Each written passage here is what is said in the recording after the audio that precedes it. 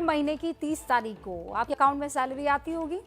Master stroke की अगली report आपको बहुत ध्यान से देखनी चाहिए, क्योंकि ये रिपोर्ट आपको ये बताएगी कि आने वाले दिनों में कैसे आपके खाते में आने वाली सैलरी की रकम कम हो सकती है।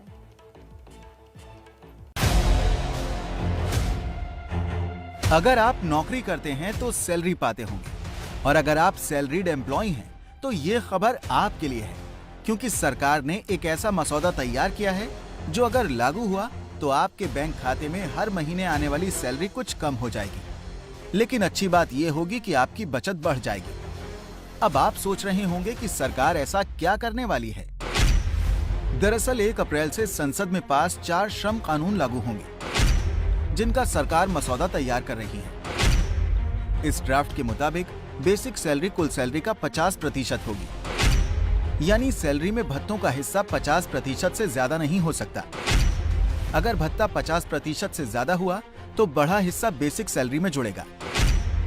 अगर सरकार ने ये नियम लागू किए तो बेसिक सैलरी बढ़ जाएगी, लेकिन टेक होम सैलरी घट जाएगी। ऐसे में सवाल उठता है कि अगर टेक होम सैलरी घटी तो आपका पैसा जाएगा कहां? दरअसल इस नियम से आपकी हर महीने होने वाली बचत बढ़ जाएगी। दरअसल जैसे ही आपकी बेसिक सैलरी बढ़ेगी, आपका पीएफ और ग्रेच्युटी का हिस्सा बढ़ जाएगा, क्योंकि पीएफ बेसिक सैलरी और डीए का 12% होता है, जबकि ग्रेच्युटी बेसिक सैलरी की 4.81% होती है। बेसिक बढ़ते ही पीएफ और ग्रेच्युटी में ज्यादा पैसे जाने लगेंगे। इस तरह नए नियमों से सैलरी क्लास की बचत बढ़ जाएगी। सरकार के इस मसौदे का भारतीय मजदूर संघ ने स्वागत किया है, तो औद्योगिक संगठनों का मानना है कि सैलरी का मसला कंपनी और कर्मचारी पर छोड़ देना चाहिए। जैसे बेसिक बढ़ेगा, ये बेसिक बढ़ेगा तो उसमें पीएफ ज़्यादा कटेगा, आपका पेंशन के लिए ज़्यादा कंट्रीब्यूशन होगा, तो आपका अभी टेक होम सैलरी कम होगा, बट फ्यूचर जो है सो ज़्यादा ये होगा, इंश्योर्ड होगा, फ्यूचर ज़्यादा ये होगा।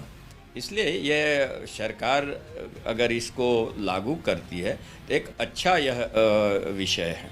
आज का दिन में आप इंसिस्ट करोगे कि सैलरी का स्ट्रक्चर सरकार डिसाइड करेंगे, वो बात सही नहीं है, क्योंकि अर्ली स्टेजेस में टेक होम सैलरी ज़्यादा होना चाहिए, क्योंकि उनको ईएमआई देने का है, इसलिए वो सेविंग्स कम रखना चाहता है और खर्चा ज़्यादा होता है। उसी टाइम में बेसिक आप ज़्यादा बढ़ा के रख देगा, उसमें से तो पीएफ का कटाई होगा, सुपरएन्युएशन का कटाई होगा। तो इसके लिए वो फ्रीडम होना चाहिए एम्प्लॉय को खुद को, कि उसका बेसिक कितना होना चाहिए। श्रम मंत्रालय ने वेतन कोड का ड्राफ्ट तैयार कर लिया है। अब इस पर अलग अलग पक्षों की राय ली जा रही है, जिसके मुताबिक जरूरत होने पर सरकार बदलाव भी कर सकती है। ये फर्क बिल्कुल वैसा है जैसे हमारे माँ बाप या उनके माँ बाप, यानी वो जनरेशन और आज की जनरेशन का फर्क होगा। आज की जनरेशन चाहती है कि पैसा हाथ में ज्यादा हो, फ्यूचर की देखी जाएगी।